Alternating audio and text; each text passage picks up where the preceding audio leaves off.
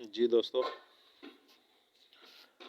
ये 1 पाव की आग मैंने सुबह दी थी और तकरीबन 4 बजे आधा किलो की आग दी थी। अभी ये ठंडी हो गई है। ये मैंने दबा के राख को नीचे कर दिया है।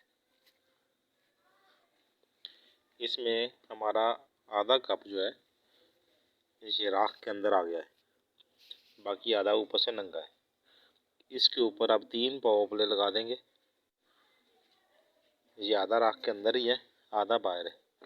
इसके ऊपर 3 पाव उपले इसके ऊपर लगा देंगे। लगा के फिर इसे आग दे देंगे। जब आग आती है तो ये राख भी दोबारा मुकम्मल गर्म हो जाती है। ये 3 पाव की आग जब ठंडी होगी तो फिर इसको दबा के ये सारी राख को फिर इसके ऊपर 1 किलो की आग इंशाल्लाह सुबह तक, अभी 3 पाव की आग देता हूँ, सुबह 1 किलो की आग आ जाएगी। कल शाम तक ये खोलने के काबिल हो जाएगा।